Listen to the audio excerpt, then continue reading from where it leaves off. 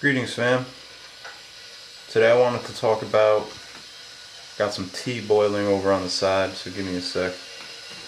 Today I wanted to talk about sowing seeds in Vermont.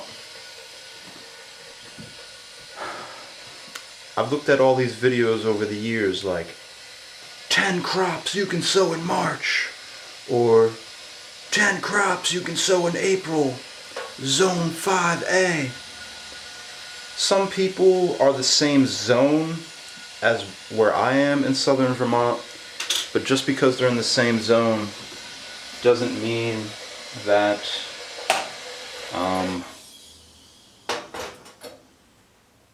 it should mean, right? It should mean that it applies to your same zone, but everybody's regional microclimate is so much different from each other, and depending on what practices you use, that's going to also be determined upon when your soil is ready.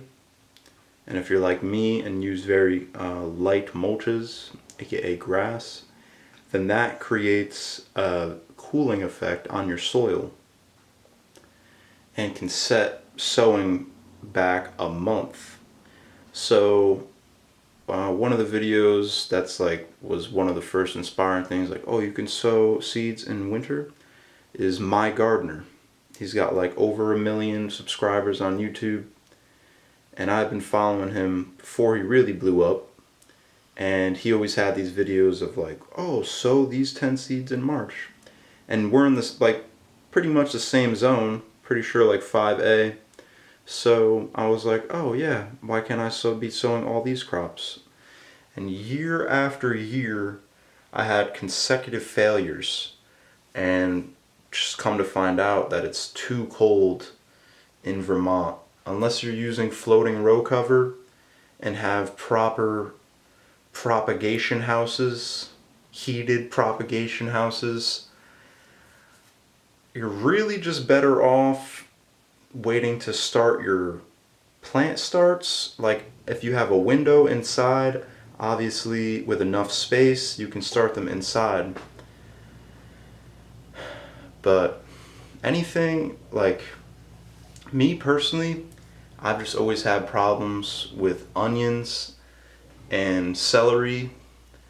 Celery is really hard to germinate, and onions kind of like to go through a cool germination, almost like a stratification. And basically,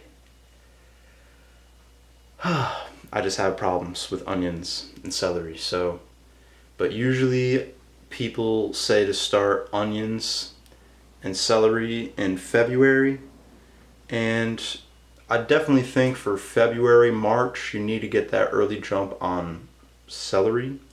But for onions, I'm gonna sow my onions in April inside the high tunnel, and then those will grow up and I'll plant them out in June.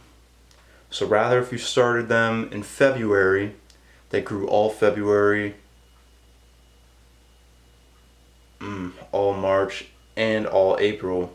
So it's basically like one less month, right? But with the longer daylight hours, I would hypothesize that it may be the same amount of growth. I've also seen videos on YouTube from farmers in Maine who direct sowed long day onions in June and still got a harvest. So onions, you can definitely delay your planting, your sowings, and then Swiss chard, like, you know, all the for the cold hardy brassicas. Everyone's like, start in March. It's like, now, like, I'm sorry, unless you got hundreds of feet of freaking, hundreds of feet of floating row cover, aka low tunnels, you're really just better off waiting until April not having to deal with as many fluctuations, and then planting out in May. And then from May on, you can continue your weekly or monthly successions and not have to worry about, still through May, you might have to worry about one dip down or two, but after that, the coast is clear. And so why put all this good time in? And peppers and eggplant. That's the only thing, and parsley.